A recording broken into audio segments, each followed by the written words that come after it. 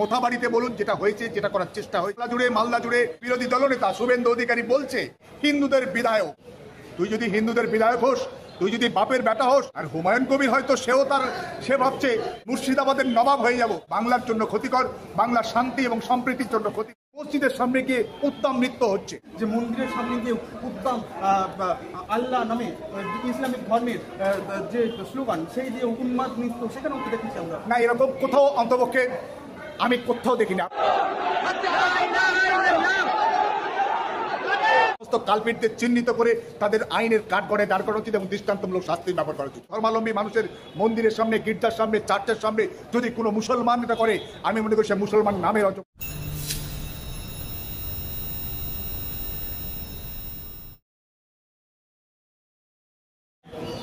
রাম পুজোকে কেন্দ্র করে উত্তপ্ত মোথাবাড়ি, হিন্দু এবং মুসলিম দুই সম্প্রদায়ের লাঠালাঠি এবং বিদ্বেষ, একের পর এক সাম্প্রদায়িক উস্কানিমূলক একের পর এক বক্তব্য দুতরফেরই। কি তার ভবিষ্যৎ? আগামী রামনবমীতে রাম পুজো কি হবে মোথাবাড়িতে? জেনে নেব। আমাদের সঙ্গে রয়েছেন আইনজীবীর সাথে কথা বলবো। মোথাবাড়িতে হবে, মালদাতে হবে, পশ্চিমবাংলার যে প্রান্তে যে কেউ তার স্বাধীন ধর্ম পালনের কোনো অসুবিধা নেই, কোথাও কোনো প্রবলেম আছে বলে আমি মনে করি না। কেউ কেউ বলছিল সরস্বতী পুজো করতে দেওয়া হয় না, বড় বড় চ্যানেলগুলো চালাকি করে বলছে যে হাইকোর্টের আদেশ নিয়ে পুলিশ প্রোটেকশন নিয়ে সরস্বতী পুজো করতে হচ্ছে। না, সেখানে শুধু সরস্বতী পুজো করার জন্য কোনো অন্য ধর্মাবলম্বী মানুষ বা সরকার বা প্রশাসন আটকায়নি। আসলে ছাত্র এবং শিক্ষক তাদের মধ্যে একটা দ্বন্দ্ব, সেই দ্বন্দ্বের কারণে কাদের হাতে থাকবে সরস্বতী পুজোর রাস, তাই নিয়েই আদালত হয়েছিল, তাই নিয়েই পুলিশ প্রোটেকশন হয়েছিল। সেখানে কোনো ধর্মীয় বিষয় ছিল না, কোনো প্রশাসনিক বা সরকারি কোনো হস্তক্ষেপ বা কোনো রকম আটকানোর বিষয় ছিল না। ঠিক মোথাবাড়িতে বলুন যেটা হয়েছে, যেটা করার চেষ্টা হয়েছে, যেটা করার চেষ্টা হচ্ছে বাংলা জুড়ে, মালদা জুড়ে, প্রত্যেকটা পশ্চিমবঙ্গের রাজ্যের প্রত্যেকটা প্রান্ত জুড়ে সাম্প্রদায়িক উস্কানি, সাম্প্রদায়িক বিভাজন, সাম্প্রদায়িক মেরুকরণ। প্রকাশ্যেই বিরোধী দলনেতা শুভেন্দু অধিকারী বলছে যে 2026-এ নাকি তারা হিন্দুদের সরকার করবে। সে দাবি করছে প্রকাশ্যে সে নাকি হিন্দুদের বিধায়ক। তুই যদি হিন্দুদের বিধায়ক হোস, তুই যদি বাপের বেটা হোস, তোর যে নেতা, দিল্লির নেতা নরেন্দ্র মোদীকে বলতে বল যে তোকেও হিন্দু মুসলমানরা বা অন্য কোনো ধর্মাবলম্বীরা ভোট দেয়নি, তোর দলে একটাও তো সারা ভারতবর্ষে একজনকেও তো মুসলিমকে কোথাও ক্যান্ডিডেট পর্যন্ত করতে পারিসনি। তাহলে তুইও বল নরেন্দ্র মোদী যে আমি ভারতবর্ষের নয়, আমি হিন্দুদের প্রধানমন্ত্রী। আজকে শুভেন্দুর দাবি করা উচিত যে স্বরাষ্ট্রমন্ত্রী অমিত শাহ বা নরেন্দ্র মোদী তারাও বলুক যে আমরা হিন্দুদের স্বরাষ্ট্রমন্ত্রী, হিন্দুদের প্রধানমন্ত্রী, ভারতবর্ষের প্রধানমন্ত্রী নয়। ঠিক একই রকমভাবে কিন্তু হুমায়ুন কবিরকেই বারবার সাম্প্রদায়িক উস্কানিমূলক বক্তব্য রাখতে শোনা যাচ্ছে। সেই দিক থেকে বারবার তৃণমূলের তরফ থেকে কোনো রকম বড়সড় পদক্ষেপ নেওয়া হয়নি, যেমনটা বিরোধীরা অভিযোগ করছে। এটাও খুবই গুরুত্বপূর্ণ। আজকের শুভেন্দু মনে করছে এবং বিশ্বাস করছে যে পশ্চিমবাংলায় 70% তথাকথিত হিন্দু আর 30% মুসলিম, 70-30-এর হিসেব করছে। আর হুমায়ুন কবির হয়তো সে ভাবছে যে শুভেন্দু যদি বাংলার আজকের মসনদ দখল করে মুখ্যমন্ত্রী হয়, আমি তাহলে হয়তো মুর্শিদাবাদের নবাব হয়ে যাব। মুর্শিদাবাদের 70% মুসলিম, 30% হিন্দু, আমি ওখানে 70-30-এর হিসেবে আমি মুর্শিদাবাদের নবাব হব।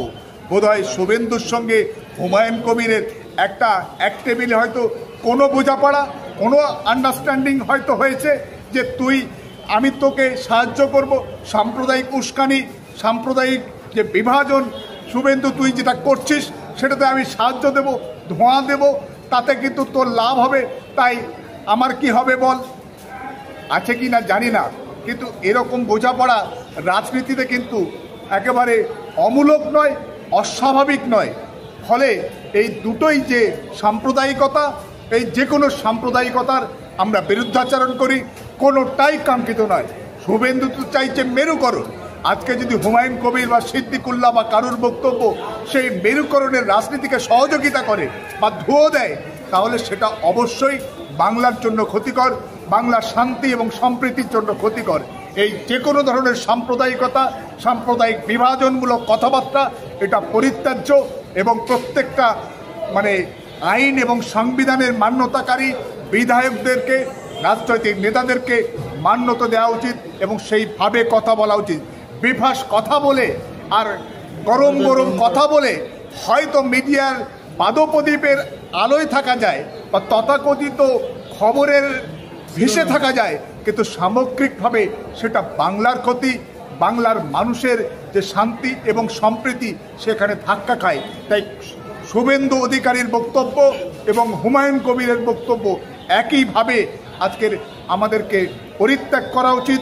আমরা কোনো সম্প্রদায়ের ভিত্তিতে বাংলা চাই না।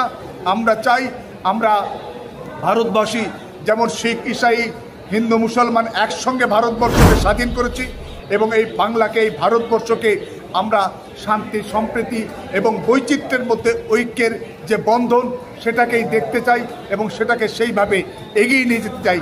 এটাই বাংলার রীতি, এটাই বাংলার পদ্ধতি, এটাই বাংলার সংস্কৃতি, এটাই বাংলার শিল্প। লন্ডন থেকে মুখ্যমন্ত্রী ফিরলেন, তারপর তিনি মোথাবাড়ি নিয়ে কোনো বক্তব্য রাখলেন না। দুটো সম্প্রদায়ের বিষয়ে তার গুরুত্বপূর্ণ একটা পদক্ষেপ নেওয়া দরকার ছিল, যেটা বিরোধীরা বলছে। সেই জায়গায় তিনি সরাসরি চলে গেলেন রেড রোডে, যেখানে নামাজ অনুষ্ঠান ছিলেন। তিনি সেখানে গিয়ে নামাজ অনুষ্ঠানে গিয়ে সেখানেও গিয়ে একটা বিরোধিতা করলেন, হিন্দু ধর্মকে গান্দা ধর্ম বললেন। সেই দিক থেকেও কি মুখ্যমন্ত্রীর এই বক্তব্যকে সমর্থন করা যায়? আমি যেটুকু শুনেছি হিন্দু ধর্মকে গন্ধা ধর্ম বলেছে এরকম কথা আমার কিন্তু অন্তত আমার কর্ণগোচর হয়নি। আপনারা পেয়েছেন বা শুনেছেন কিনা আমি জানি না। তবে এটুকু আমি বলতে চাইব যে একটি ধর্মীয় অনুষ্ঠান, ঈদের অনুষ্ঠান, একটা এক মাস রমজানের সিয়াম সাধনা বা রোজা পালনের পর মুসলিম জাতির কাছে একটা গুরুত্বপূর্ণ উৎসব বা প্রধান উৎসব। সেখানে কোনো রাজনৈতিক বক্তব্য, রাজনৈতিক কুটকচালি, রাজনৈতিক বিরোধী রাজনৈতিক দল বা নেতাদেরকে টার্গেট করা, কোনো বক্তব্য রাখা, এটা আসলে সেই বিরোধী শক্তি, সাম্প্রদায়িক শক্তি, বিভেদকামী শক্তি, বিভাজনের রাজনীতিকেই কিন্তু শক্তিশালী করে এবং তাদেরকে মদত দেয়। তাই কোনোভাবেই কোনো ধর্মীয় অনুষ্ঠানে সেখানে রাজনৈতিক বক্তব্য, রাজনৈতিক প্রোপাগান্ডা কাঙ্ক্ষিত নয়। সে মুখ্যমন্ত্রী করুক, বিরোধী দলনেতা করুক, যেই করুক। রামনবমী পালন হবে, সেখানে কি আজকের শুভেন্দু অধিকারী বললে তারপর হবে? এই শুভেন্দু অধিকারী কদিন আগে বলতো, আপনারা তো সোশ্যাল মিডিয়ায় আপনারা দেখিয়েছেন যে মাদ্রাসায় তো সমস্ত রকম স্বাধীনতা সংগ্রামের মূল হোতা ছিল মাদ্রাসা ছাত্ররা। শুভেন্দু অধিকারী বলছে, এই শুভেন্দু অধিকারী বলেছিল ভারতীয় জঞ্জাল পার্টি বিজেপিকে, এই শুভেন্দু অধিকারী বলেছিল যে আরএসএস, সাভারকর, বিজেপি এরা সবাই হচ্ছে ব্রিটিশদের দালাল ছিল। কার বক্তব্য? আমার নয়, শুভেন্দুর বক্তব্য। ফলে এরা হচ্ছে রাজনীতির কারবারি। এদের কোনো কোনো স্ট্যান্ডার্ড নেই, এদের কোনো নীতি নৈতিকতা নেই। যখন যে পাত্রে যায়, যখন যে দলে যায়, সে দলের হয়ে কথা বলে। আজকে বিজেপির হয়ে কথা বলছে, মুসলমানদের বিরুদ্ধে বলছে, সাম্প্রদায়িক প্রোপাগান্ডা ছড়াচ্ছে। আবার দেখবেন বিজেপিতে আসলে এসব বলে ও সুকান্ত মজুমদার, দিলীপ ঘোষদেরকে কোণঠাসা করতে চাইছে। ওদের থেকে বেশি সাম্প্রদায়িক এইটা প্রমাণ করার জন্য আরএসএস বিজেপির কাছে ও এই সমস্ত মুসলিমদের বিরুদ্ধে প্রোপাগান্ডা চালাচ্ছে। যদি আজকের বিজেপিতে সেইভাবে কলকে না পায় আর 26-এ তার রাজনীতি যদি মুখ থুবড়ে পড়ে, তখন হয়তো দেখবেন এই শুভেন্দু অধিকারী তার রাজনৈতিক পুনর্বাসনের জন্য যদি আবার তৃণমূলে ফিরে আসে, তাহলে অবাক হওয়ার কিছু নেই। তৃণমূল সুপ্রিমো মুখ্যমন্ত্রী মমতা বন্দ্যোপাধ্যায় বারবার দেখা গেছে কোথাও কোথাও সোশ্যাল মিডিয়ায় এবং কোথাও কোথাও তিনি রাম নামে তিনি গালাগাল বোধ করেছেন, তার বক্তব্যে এরকম উঠে এসেছে। সেই জায়গায় মুখ্যমন্ত্রী এবং তৃণমূল সুপ্রিমো মমতা বন্দ্যোপাধ্যায় 26-এর বিধানসভা নির্বাচনকে মাথায় রেখে যে রামনবমী অনুষ্ঠানে মিছিলে অংশগ্রহণ করছে তৃণমূলের আয়োজিত এই যে রামনবমী মিছিল, সেখানেও কি জয় শ্রীরাম ধ্বনি উঠবে? এখানে কি এই শব্দটি বা এই ধ্বনিতেই রামনবমী পালন করবেন তৃণমূল কর্মীরা? দেখুন, জয় শ্রীরাম এটা কোনো কি রাজনৈতিক স্লোগান? না, এটা একটা ধর্মীয় স্লোগান। রাজনৈতিক কর্মীদের রাজনৈতিক ময়দানে, রাজনৈতিক যে মাঠ, সেখানে তাদের রাজনীতির কথা বলা উচিত। যখন সেই মানুষগুলো ব্যক্তি পরিচয়ের কারণে বা ব্যক্তি হিসাবে যখন কোনো ধর্মীয় অনুষ্ঠান বা আচার পালন করবে, সেখানে সে তার ধর্মীয় স্লোগান দিক, কোনো অসুবিধা নেই। কিন্তু মুখ্যমন্ত্রীকে দেখতে হবে, মুখ্যমন্ত্রী কোনো রাজনৈতিক প্রোগ্রামে গেছেন বা প্রশাসনিক প্রোগ্রামে গেছেন, সেখানে জয় শ্রীরাম ধ্বনি দেওয়া আসলে সেটা কিন্তু আসলে ধর্মের অবমাননা করা, ধর্মকে ডেকে এনে বা শ্রীরামের নাম নিয়ে একজনকে ইনসাল্ট করা, একজনকে ব্যঙ্গ করা, একটাকে বিদ্রুপ করার চেষ্টা। আসলে যারা ওই সমস্ত স্লোগান দেয় মুখ্যমন্ত্রীকে দেখে বা বিরোধী মানে বিজেপি বিরোধী বিভিন্ন রাজনৈতিক দলের নেতাদের দেখে, তারা আসলে ধর্মকে অবমাননা করছে, শ্রীরামকে ছোট করছে, শ্রীরামের নাম নিয়ে তারা মানুষকে ব্যঙ্গ বিদ্রুপ করা, উত্তেজিত করা। আপনি দেখেছেন হোলিকে কেন্দ্র করে জয় শ্রীরাম ধ্বনি হচ্ছে, দরকার ছিল কি? হোলিকে কেন্দ্র করে উত্তরপ্রদেশে বিভিন্ন জায়গায় মসজিদের সামনে গিয়ে উত্তম নৃত্য হচ্ছে, এটা কি দরকার? আপনি তো দেখলেন যে সারা বিশ্বের প্রায় 200 কোটি মুসলিম আছে, সব দেশে কম বেশি, বিভিন্ন দেশে আপনার ইন্দোনেশিয়াতে, মালয়েশিয়াতে, এমনকি আপনার আরব আমিরাতে, আমির শাহিতে, সেখানেও তো হিন্দু আছে, সেখানে হিন্দু মন্দির আছে। আপনারা কেউ দেখেছেন? সব তো সেখানে বাংলাদেশে সব জায়গায় তো মুসলিম সংখ্যাগরিষ্ঠ। পাকিস্তানে কোনো মন্দিরের সামনে গিয়ে তারা রোজা পালনের পর, ঈদ পালনের পর তারা সেই মন্দিরের সামনে গিয়ে তারা কোনো রকম তাদের ধর্মীয় স্লোগান দিয়েছে? না, দেয় না। কিন্তু এই বিজেপি, আরএসএস, এই সমস্ত সাম্প্রদায়িক শক্তি তারা কিন্তু বিভিন্ন মানে অন্য ধর্মাবলম্বী মানুষের ধর্মস্থানের সামনে গিয়ে এসব স্লোগান দেয়।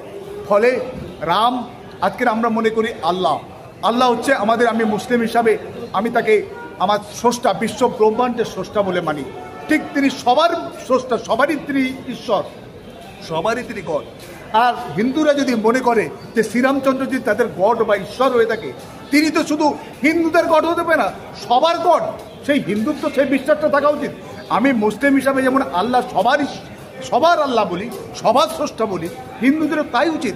কিন্তু একটা মুসলিমকে ব্যঙ্গ করার জন্য, একটা মুসলিমকে জোর করে মেরে পিটে, দাড়ি ধরে টেনে টুপি ছিঁড়ে দিয়ে বাচ্চাদেরকে মেরে এই জয় শ্রীরাম বল, জয় শ্রীরাম বল, জয় শ্রীরাম বলার লোক কি ভারতবর্ষে কমে গেছে? মুসলিমদেরকে পিটিয়ে মেরে জোর করে জবরদস্তি করে জয় শ্রীরাম বলাতে হবে? আমার বোধ হয় এই সমস্ত মানুষরা কেউ ধার্মিক নয়, এরা কেউ রামকে ভালোবাসে না। এরা আসলে রামকে, ধর্মকে ঢাল হিসাবে ব্যবহার করে ক্ষমতা দখলে রাজনীতি করছে। ফলে হিন্দুত্ব আর হিন্দু ধর্ম এক নয়। বিজেপি, আরএসএস হিন্দুর নামে যেটা করছে সেটা উগ্র হিন্দুত্ব, হিন্দুত্বের হিন্দু ধর্মের অবমাননা। আসলে শ্রীরামকৃষ্ণ বিবেকানন্দ যে হিন্দু ধর্মের কথা বলেছিল, সেই ধর্ম প্রত্যেককে সহনশীল হতে শেখায়, পরধর্মের প্রতি সহনশীল হতে শেখায়, মানুষের প্রতি সম্মান জানাতে শেখায়। সেখানে কাউকে অন্যায়, অত্যাচার বা জুলুমের শিক্ষা সেখানে দেয়নি।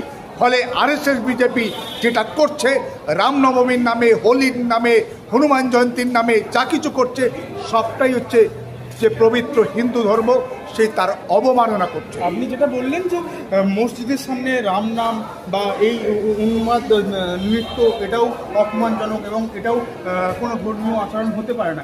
সেই জায়গায় এর পাল্টা দেখতে গিয়ে আমরা দেখেছি যে মন্দিরের সামনে গিয়ে উদ্দাম আল্লাহ নামে ইসলামিক ধর্মের যে স্লোগান, সেই যে উন্মাদ নৃত্য, সেখানেও তো দেখেছি আমরা। না, এরকম কোথাও অন্তপক্ষে আমি কোথাও দেখিনি। আপনি কোথায় দেখেছেন? আপনি যদি আমাকে দেখাতে পারেন, আমি মেনে নেব। এবং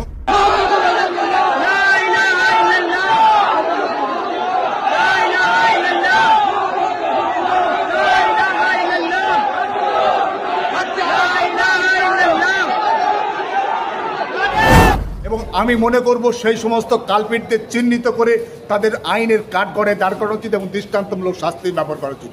সে যদি করে তাহলে আমি মনে করি সে মুসলিম না। কারণ আমার মুসলিম, আমার ধর্ম শিখিয়েছে লা কুম দিন হুকুম অলিয়া দিন, তোমার ধর্ম, তোমার বিশ্বাস তোমার কাছে, অন্যের ধর্ম, অন্যের বিশ্বাস অন্যের কাছে। আমার ধর্ম শিখিয়েছে লা ইকরাহ ফিদ্দিন, ধর্মে কোনো বাড়াবাড়ি, কোনো জোর জবরদস্তির কোনো জায়গা নেই। বিনা কারণে একটা পিপীলিকাকে হত্যা করতে নিষেধ করেছে আমার ধর্ম। তারপরেও যদি কেউ অন্য বিধর্মী বা অন্য কোনো ধর্মাবলম্বী মানুষের মন্দিরের সামনে, গির্জার সামনে, চার্চের সামনে যদি কোনো মুসলমান এটা করে, আমি মনে করি সে মুসলমান নামের অযোগ্য। সে কোনো দিন কোনোভাবেই মুসলমান থাকতে পারে না। মুসলমান কখনো বা মুসলমানের ঘরে জন্ম নিলে হয় না। মুসলমান হচ্ছে আচরি ধর্ম, অর্থাৎ মুসলমান মানে আত্মসমর্পণকারী, স্রষ্টার নির্দেশ এবং নিয়ম নীতি যে মেনেছেন এবং সত্তার কাছে আত্মসমর্পণ করেছেন, সেই হচ্ছে মুসলমান। ফলে যারা যদি কোনো মুসলমান নামের এসব করে, তাদেরকে আইনের কাঠগড়ায় এনে তাদের দৃষ্টান্তমূলক শাস্তির ব্যবস্থা করা উচিত। কিন্তু আপনি যদি বলেন সেটা যদি কোথাও হয়ে থাকে, সেটা হয়তো লক্ষে বা কোটিতে একটা, কিন্তু আজকে রামনবমীকে ঘিরে, হোলিকে ঘিরে সারা দেশ রামনবমীকে ঘিরে যেন একটা মানে এই বাংলাতে যেটা ছিল না। আপনি বলুন তো 5 বছর আগে, 10 বছর আগে রামনবমী কবে হচ্ছে সাধারণ হিন্দুরা কি জানতো? রামনবমী কি বাংলায় সেইভাবে কোনো রকম কোনো প্রচলন ছিল? আপনি প্রচলন করতেই পারেন, কিন্তু সেখানে ধর্ম পালনের জন্য, ধর্মীয় প্রচারের জন্য ধর্মবেত্তারা আছে। সেখানে রাজনীতির কারবারি যারা বিরোধী দলনেতা, তার তো কাজ হচ্ছে বিধানসভায় দাঁড়িয়ে সেখানে সরকারের দুর্নীতি, সরকারের ভুল, সরকারের খারাপগুলোকে চোখে আঙুল দিয়ে দেখিয়ে মানুষের জন্য কথা বলা, সমাজের জন্য কথা বলা, বাংলাকে এগিয়ে নিয়ে যাওয়ার জন্য কথা বলা। তা না বলে শুধুমাত্র সাম্প্রদায়িক উস্কানি, সাম্প্রদায়িক বিভাজন আর মুসলমানদের হ্যান করেন না, ত্যান করেন না ইত্যাদি ইত্যাদি। এটা হচ্ছে রাজনৈতিক ভণ্ডামি, এটা রাজনীতির কারবারি। এরা আজকে বিজেপির জার্সি পরেছে, পরে হয়তো অন্য কোনো জার্সি পরে ঠিক উল্টো কথা বলবে।